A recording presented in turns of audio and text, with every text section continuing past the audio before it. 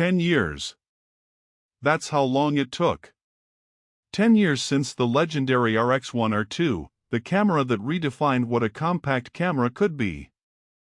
Now, Sony has finally resurrected the king, but they didn't just update it.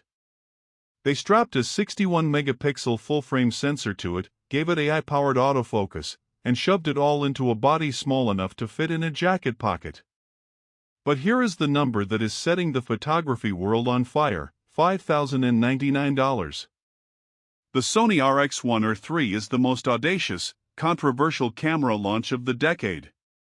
It's an exclusive weapon for the discerning photographer, the ultimate travel companion, and a direct declaration of war on the undisputed champion of premium compacts, the Leica Q3. For the next 8 minutes, we are going to tear down the RX1R III. We will expose the unsettling design compromises Sony made to achieve this impossible size. We will analyze why the fixed 35mm f/2 Zeiss lens is still a stroke of genius, and ultimately, we will answer the million-dollar question: is the RX1R III a brilliant, pocketable legend, or is it an overpriced piece of spec-sheet marketing that cannot compete with the all-around versatility of the $6,000 Leica Q3? Get ready, because the full-frame compact war is officially back on. Let's start with the sheer insanity of the core hardware. The RX1R III packs the same, class-leading 61-megapixel XMR BSI CMOS sensor found in Sony's flagship, $3,900 A7R mirrorless camera. Let that sink in. You are holding the resolution of a flagship studio camera in a body that weighs just over a pound. This is not just about big numbers. It's about versatility. With 61 megapixels, you can crop a street portrait shot with the native 35mm lens and still retain a stunning 26-megapixel 50mm equivalent image, or even a 15-megapixel 70mm equivalent. This is the closest you can get to an interchangeable lens system without changing a lens. The power behind that sensor is the latest BIONZ XR processor coupled with a dedicated AI processing unit. This is where the RX1R III leaves its predecessor in the dust. We're talking about real-time tracking autofocus, the same subject recognition and eye-tracking wizardry found in Sony's best sports cameras. This tiny camera is now ruthless at locking onto moving targets. To achieve this miniaturization, Sony had to make sacrifices. And for a $5,000 camera, these compromises are painful. The biggest is the rear screen. It's a gorgeous, high-resolution panel, but it is fixed. No tilt, no flip. In a world of vlogging and high-angle street shooting, this is a glaring, almost unforgivable omission that puts it at a huge disadvantage against the tilting screen of the Q3.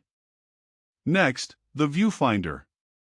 It's now fixed into the corner, a definite upgrade over the clunky pop-up EVF of the Mark II, but the resolution is a modest 2.36 million dots.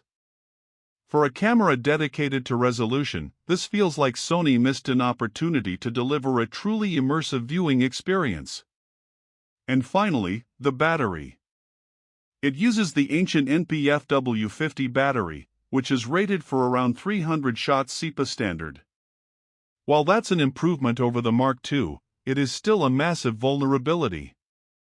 If you shoot 61MP RAW, you will be carrying multiple spares. This is the trade-off for a camera you can truly pocket, but it certainly limits its professional endurance. The RX1R III has the ultimate weapon, the Zeiss Sonnar T 35mm f/2 lens star. It's the same lens from the previous generations, and that is a major compliment. This lens is famous for its character, sharpness where it matters, beautiful micro-contrast, and a distinct, almost three-dimensional rendering that gives images an incredible quality. But the genius of this lens is its leaf shutter. This is what separates premium compacts from standard mirrorless cameras. A leaf shutter allows for flash sync at all speeds, including the maximum 1/2000th of a second. For street and studio photographers who love to use flash to overpower the sun, this is a monumental feature that offers creative control few other cameras can match. Plus, the leaf shutter is virtually silent, making this camera the ultimate tool for discreet, candid photography. This is the real conflict. The $5,099 Sony RX1R III versus the $5,995 Leica Q3. They are both full-frame fixed-lens cameras, but they are aiming at two different souls. Size and speed. The Sony wins on size. It is noticeably smaller and lighter than the Q3. It also wins on speed. Sony's AI autofocus system is brutally fast and intelligent, whereas the Leica's AF, while good, is not in the same league for tracking. Versatility and handling. The Leica Q3 hits back with in-body image stabilization, a huge omission from the Sony. It has a tilting screen, better weather sealing, and the wider 28mm f/1.7 lens which some photographers prefer. The Q3 feels like a piece of jewelry, a deliberate photographic tool. The Sony feels like a ruthlessly optimized machine. The Sony RX1R III is not a Leica killer. It is a Leica alternative for the modern photographer who values maximum resolution and AI-level autofocus above all else, and demands the most compact full-frame package possible. It's the ultimate stealth weapon. The RX1R III is a paradoxical camera. It is technically brilliant, packing components that should not fit together, a 61MP sensor, a BIONZ XR engine, and the legendary Zeiss lens.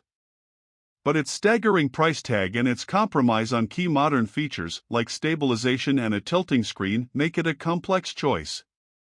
This camera is for the pro who has everything, the travel journalist who needs a small 61MP RAW machine, or the street photographer whose wallet is as big as their lens shade.